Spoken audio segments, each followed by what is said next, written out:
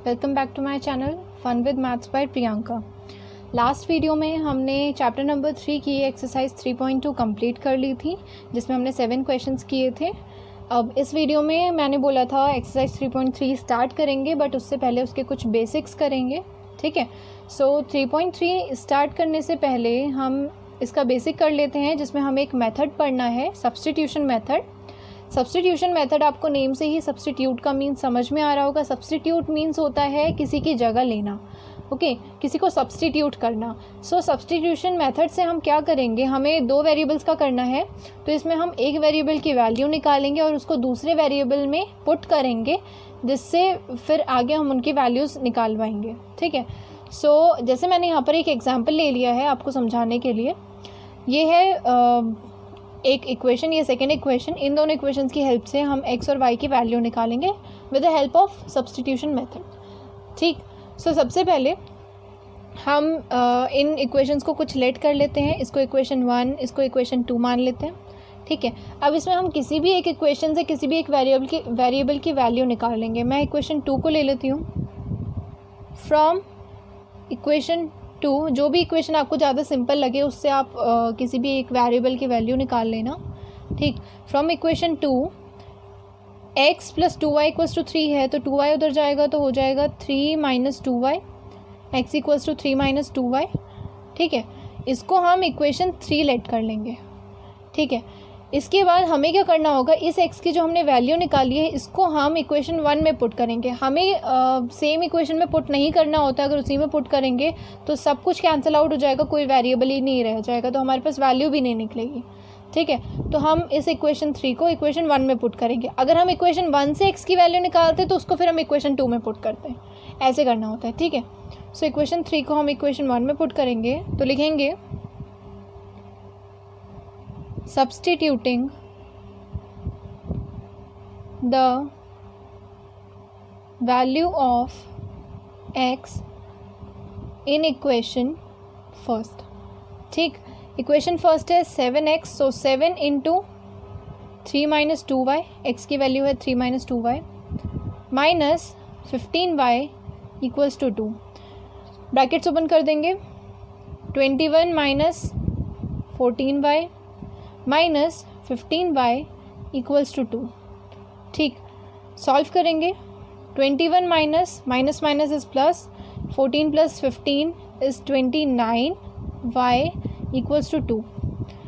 Solve करना तो आपको ये आता ही होगा।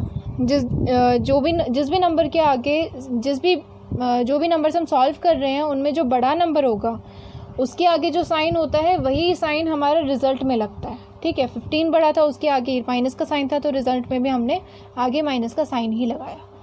ठीक, तो इसको आगे सॉल्व करते हैं। मैं 29y को उधर भेज रही हूँ और 2 को इधर लेके आ रही हूँ। आप एक एक स्टेप करके भी कर सकते हैं कि एक बार 29y भेजें एक स्टेप में, फिर 2 को लेके आएँ, ऐसे भी कर सकते हैं। मैं एक साथ कर रही हूँ। सो 2 को इधर लेके आएंगे तो -2, एंड 29y को उधर लेके जाएंगे तो प्लस का 29y। सो 29y = 21 - 2 हो गया 19, y = 19/29। ये हो गई हमारी y की वैल्यू। अब इस y की वैल्यू को हमने जो इक्वेशन बनाई थी उसमें पुट करेंगे x की वैल्यू निकालने के लिए। सो इसको लिखेंगे substituting the value of y in equation 3। ठीक, सो इक्वेशन 3 थी x = 3 - 2y, y है हमारा 19/29। ठीक है, सो x = मल्टीप्लाई करेंगे पहले 3 - 38/29, मल्टीप्लाई किया है मैंने। देन एलसीएम लेंगे, 29 आ जाएगा नीचे, 3 × 29 87 - 38। देन x = माइनस करेंगे,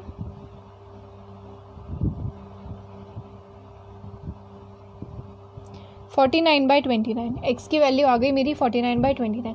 सो हमारी x की वैल्यू भी निकल गई है और y की वैल्यू भी निकल गई।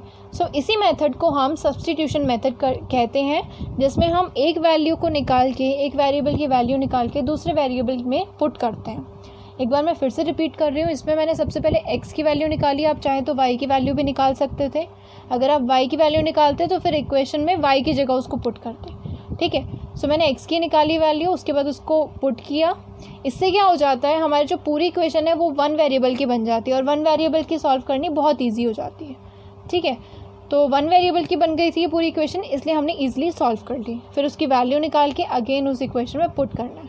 सो इसी मेथड को हम सब्स्टिट्यूशन मेथड कहते हैं, ठीक है। सो अब हम एक्सरसाइज के क्वेश्चन स्टार्ट करते हैं। So question number first start करते हैं एक्सरसाइज 3.3 का। फर्स्ट क्वेश्चन में इसने बोला है solve the following pair of linear equations by the substitution method. हमें 6 पार्ट्स दिए हैं, उसमें 6 पेयर्स दिए हैं इन लीनियर इक्वेशंस के, उनको हमें सॉल्व करना है with the help of substitution method, और x और y की वैल्यू फाइंड आउट करनी है, ठीक है। सो फर्स्ट पेयर मैंने लिख लिया है। अब जैसे मैंने एग्जाम्पल में आपको करके दिखाया है वैसे ही हमें इसे भी करना है, ठीक है। तो इसको सॉल्व करते हैं। सबसे पहले हमें इन दोनों इक्वेशंस को लेट कर लेना है। सो इसको इक्वेशन 1 में लेट कर ले रही हूँ, इसे इक्वेशन 2। अब एग्जाम्पल में मैंने इक्वेशन 2 लिया था बिकॉज वो थोड़ा सिंपल था। यहाँ पर कुछ भी ले सकते हैं, दोनों ही सिंपल हैं, तो मैं इक्वेशन 1 ले रही हूँ। From equation 1 x plus Y equals to 14 है, तो x की वैल्यू निकाल लेंगे, x equals to 14 minus Y, ठीक है। फिर ये जो निकलेगा इसे इक्वेशन 3 बना लेंगे, ठीक। देन इस इक्वेशन की वैल्यू को हम इक्वेशन 2 में पुट करेंगे, बिकॉज हम जिस इक्वेशन से निकालते हैं उसमें वापस पुट नहीं करते, जैसे मैंने अभी पहले बताया, क्योंकि वो पूरा फिर कैंसिल आउट हो जाता है, ठीक है। सो इक्वेशन 3 को हम इक्वेशन 2 में पुट करेंगे। Substituting the value of x in equation 2, ठीक है। इक्वेशन 2 में है हमारा x minus Y equals to 4, x की वैल्यू है 14 minus Y, then minus Y equals to 4। Solve करेंगे, 14 minus minus plus, y plus Y is 2y minus 2y equals to 4। Same मैं इसमें भी 2y को उधर लेके जा रही हूँ और 4 को इधर ला रही हूँ। 14, 4 इधर आएगा तो माइनस 4 हो जाएगा, एंड 2y इधर माइनस में है तो उधर जाके प्लस में 2y हो जाएगा, ठीक है।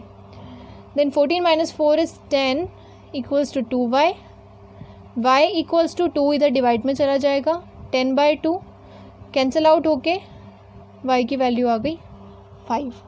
अब इस y की वैल्यू को हम इस इक्वेशन में पुट करेंगे x की वैल्यू निकालने के लिए, ओके। सब कुछ वही है, बस ध्यान रखना है आपको।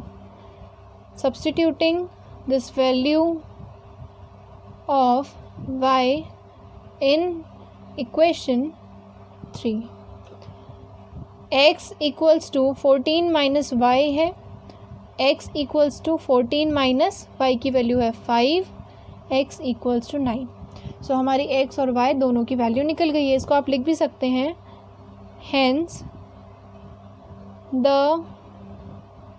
Value of x and y is 9 and 5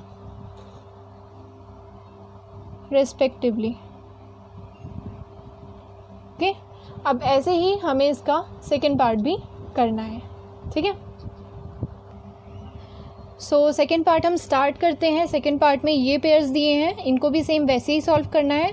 so first equation को हम इक्वेशन 1 मान लेते हैं, और सेकेंड इक्वेशन को हम इक्वेशन 2 नहीं मानेंगे अभी, क्योंकि इसको हम पहले नॉर्मल फॉर्म, सिंपल फॉर्म में लेके आएंगे, फ्रैक्शन में नहीं रखना है। सॉल्यूशन सॉल्व करने में थोड़ा कॉम्प्लिकेट हो जाता है, तो इसको हम नॉर्मल फॉर्म में लेके आएंगे ताकि हमारे लिए ईजी हो जाए सॉल्व करना, ठीक है। तो पहले इसको नॉर्मल फॉर्म में करते हैं। एलसीएम ले लेंगे, 2s plus 3t equals to 6, 2s plus 3t equals to 6 उधर चला जाएगा, 36। सो ये हमारी नॉर्मल एकदम फॉर्म में आ गई है, जैसे फर्स्ट इक्वेशन है, तो इसको हम इक्वेशन 2 अब मान लेंगे, ठीक है।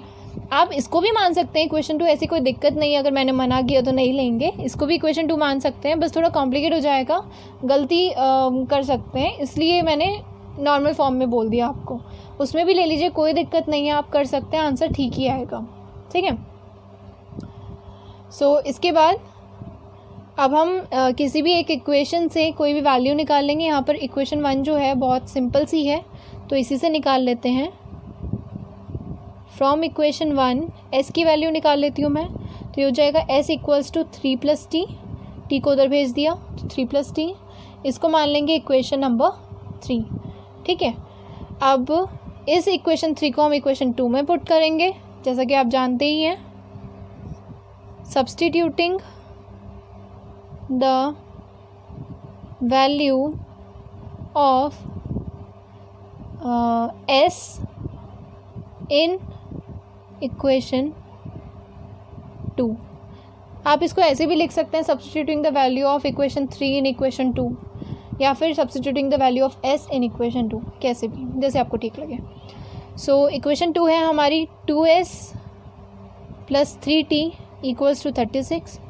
सो 2 × s की वैल्यू है 3 + t प्लस ये 3t = 36। मैंने बस x की वैल्यू पुट करी और कुछ नहीं किया है इसमें, बाकी एज इट इज़ लिख दिया है।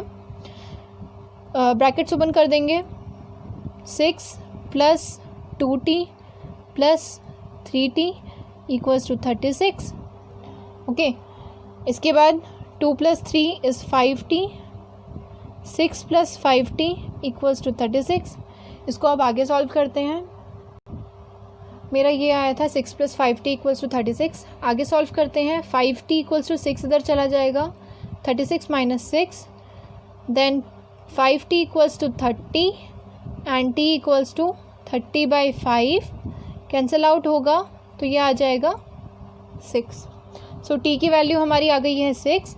अब इसको हम इक्वेशन 3 जो हमने बनाई थी उसमें पुट करेंगे। Okay, so substituting this value of t in equation 3, equation 3 हमने बनाई क्या थी, s = t + 3, 3 + t थी, t + 3 भी लिखेंगे तो कुछ गलत नहीं है अभी। ठीक है, इसमें वैल्यू रख देंगे, s = t की वैल्यू है 6 + 3, s = 9। सो हमारी s की वैल्यू भी निकल गई और t की वैल्यू भी निकल गई। ठीक है, आई होप अब तो आपको सब्स्टिट्यूशन मेथड समझ में आ ही रहा होगा। सो हेंस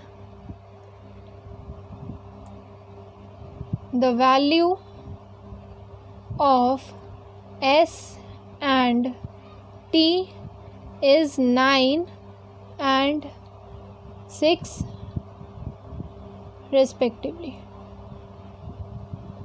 ठीक है, सो यहाँ पर हमारा सेकेंड पार्ट भी कंप्लीट होता है। अब हम स्टार्ट करते हैं अपना third part.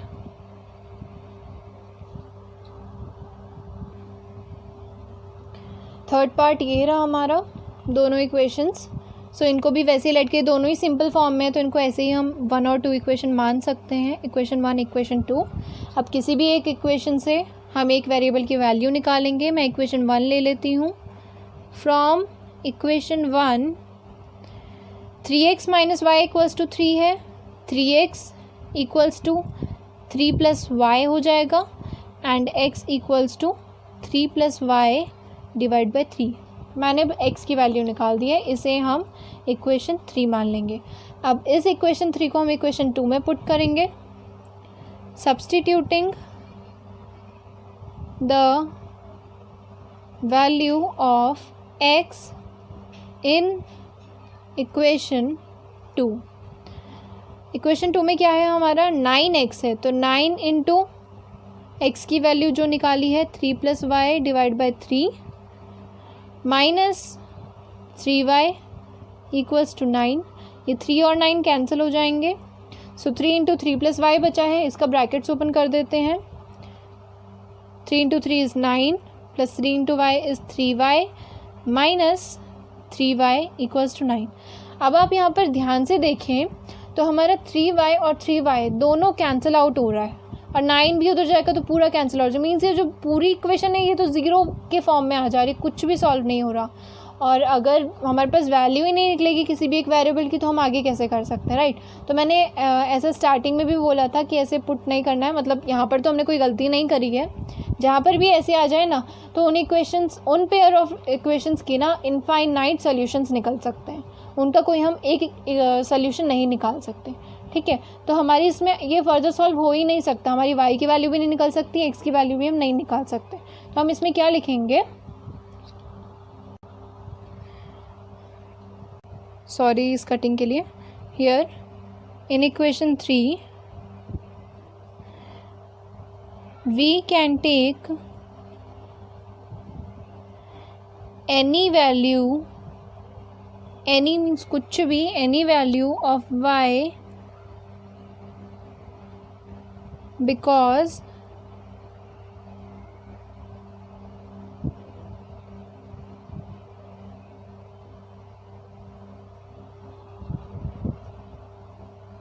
we will get infinitely many solutions। या फिर ये भी लिख सकते हैं y can take any value, इस इक्वेशन में आप x भी बोल सकते हैं, y can take any value because it will give infinitely many solutions, ठीक है। सो यहाँ पर हमारी क्वेश्चन नंबर फर्स्ट का थर्ड पार्ट भी कंप्लीट हो गया है। अब नेक्स्ट जो 3 पार्ट्स हैं वो हम नेक्स्ट वीडियो में करेंगे। तब तक के लिए बाय।